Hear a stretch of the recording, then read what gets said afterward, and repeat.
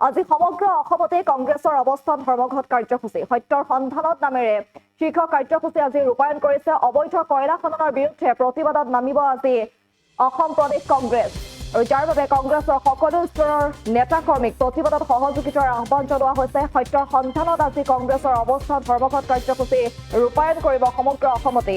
অসমত কয়লাৰ অবৈধ সিন্ডিকেটক লৈ সৰব হৈ পৰিছে যিহেতু কংগ্ৰেছ আৰু কয়লা সিন্ডিকেটৰ চৰ্দাৰৰ সন্ধানত আজি কংগ্ৰেছে প্ৰতিবাদ সাব্যস্ত কৰিব।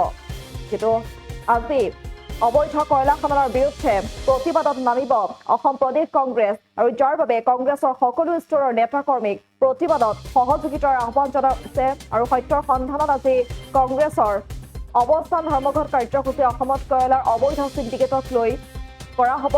যিহেতু অসমত কয়লাৰ অবৈধ সিন্ডিকেটক লৈ কালিৰ দিনটোত এপিচিচিৰ সভাপতি ভূপেন বৰাই মন্তব্য কৰিছিলে, সৰব হৈ পৰিছিল আৰু তাৰ পাছতেই এই প্ৰতিবাদী কাৰ্যসূচী ৰূপায়ণ কৰাৰ কথা উল্লেখ কৰিছে। আৰু আজি সমগ্ৰ অসমতে অসম ধৰ্মঘট কাৰ্যসূচী ৰূপায়ণ কৰা হ'ব। সত্যৰ সন্ধানত আজি শীৰ্ষক কাৰ্যসূচী ৰূপায়ণ কৰিব, প্ৰতিবাদত নামিব। কয়লা সিন্ডিকেটৰ চৰ্দাৰৰ সন্ধানত আজি এনেদৰে প্ৰতিবাদত নামিব কংগ্ৰেছ।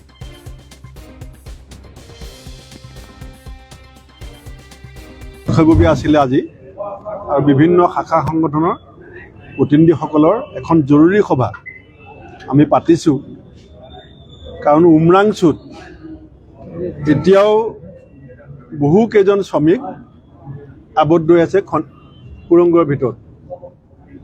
উদ্ধাৰ অভিযান চলি আছে। এতিয়ালৈকে মাত্ৰ এজন শ্ৰমিকৰ মৃতদেহ উদ্ধাৰ হৈছে। মই তেখেতৰ আত্মাৰ সদ্গতিৰ বাবে ঈশ্বৰৰ ওচৰত প্ৰাৰ্থনা জনাইছোঁ। আৰু প্ৰথমতে যিজন উদ্ধাৰ হৈছিলে তেখেতে কৈছিলে, জীৱনতে যিজন উদ্ধাৰ হৈছিলে তেখেতে কৈছিলে যে 20-25জন শ্ৰমিক সুৰংগত আবদ্ধ হৈ আছে। আমাৰ এই সময়ত এজন মানুহ হিচাপে আমাৰ যিটো অনুভৱ, সেই অনুভৱেৰে আমি তেখেতসকলৰ কাষত থিয় হোৱাৰ সংকল্প লৈছোঁ। আমি ঠিকনাবিলাক পোৱা নাই। দলগাঁৱৰ এজনৰ আমি ঠিকনা পাইছোঁ। তেখেতৰ ঘৰলৈ ইতিমধ্যে আমাৰ দলৰ কৰ্মী যাবৰ কাৰণে জিলা কংগ্ৰেছক আমি নিৰ্দেশ দিছোঁ। আৰু আমি কালিলৈ গোটেই অসমত প্ৰত্যেক জিলা মুখ্য কাৰ্যালয়ত সত্যৰ সন্ধানত কয়লা অবৈধ সিন্ডিকেটৰ চৰ্দাৰ কোন,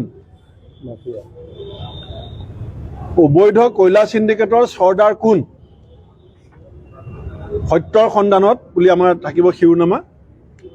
আৰু কয়লাৰ অবৈধ সিন্ডিকেটৰ চৰ্দাৰ কোন, এই শীৰ্ষক গোটেই জিলাৰ হেডকোৱাৰ্টাৰত অৱস্থান ধৰ্মঘট কাৰ্যসূচী আমি ঘোষণা কৰিছোঁ। জিলাই জিলাই অৱস্থান ধৰ্মঘট হ'ব। অবৈধ সিন্ডিকেটৰ যিজন চৰ্দাৰ আমি চবেই অনুমান কৰিব পাৰোঁ। আমি জানো যে CBI এই সময়ত চকু মুদি আছে, পুলিচ এতিয়া চকুত কাপোৰ বান্ধি আছে। গতিকে ৰাইজৰ সন্মুখলৈ আনিব লাগিব এই অবৈধ কয়লা সিন্ডিকেটৰ চৰ্দাৰক। আমি ৰাইজৰ কাঠ দুৱাত থিয় কৰাই দিম। আৰু অনতি পলমে যদি দেৱলাল গালোচাৰ সহধৰ্মিনী, তেওঁৰ নামত ইতিমধ্যে তেওঁ যে চলাই আছিলে, তেওঁ পৰিবাৰে যে চলাই আছিলে, এইটো ইতিমধ্যে তথ্য সহকাৰে সংবাদ মাধ্যমত প্ৰচাৰ হোৱাৰ পিছত চৰকাৰ মৌন। আৰু যিজন জীৱন্ত উদ্ধাৰ হৈছিলে তেওঁ সন্ধানহীন হৈ আছে। যিজনে প্ৰথম উদ্ধাৰ হৈ পেলাই 20-25জন সুৰংগত আবদ্ধ, তেওঁ সন্ধানহীন হৈ আছে। এইটো বহুত ডাঙৰ কথা। তেওঁ কেনেকৈ সন্ধানহীন হৈছে? আৰু সুৰংগৰ ভিতৰত সুৰংগ, যিটো বিভিন্ন সংবাদ মাধ্যমত প্ৰচাৰ হৈ আছে। গতিকে এইটো সৰু ঘটনা নহয়, এইটো সৰু সৰু মানুহে কৰা কাম নহয়। ইয়াত বহুত ডাঙৰ ডাঙৰ মানুহ জড়িত আছে। আৰু হিমন্ত বিশ্ব শৰ্মা ডাঙৰীয়াৰ ষ্টেটমেণ্ট আছে যে অসমত সিন্ডিকেট নাই। তাৰমানে মুখ্যমন্ত্ৰীৰ নিয়ন্ত্ৰণত অসমত আছে নে নাই, নে মুখ্যমন্ত্ৰীৰ নিয়ন্ত্ৰণত সিন্ডিকেট চলি আছে? দুটা প্ৰশ্ন আহিছে। কাৰণ মুখ্যমন্ত্ৰীয়ে কৈছে যে সিন্ডিকেট নাই, এতিয়া মুখ্যমন্ত্ৰীয়ে কৈছে যে ইলিগেল সিন্ডিকেট আছে।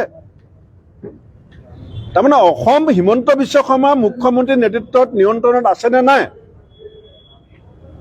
যদি নিয়ন্ত্ৰণত আছে, সিন্ডিকেট তেখেতৰ নিয়ন্ত্ৰণত আছে।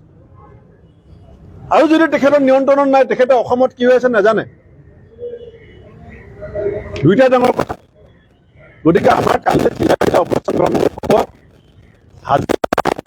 যিকোনো খবৰৰ বাবে যোগাযোগ কৰক 7099017330 লগতে 70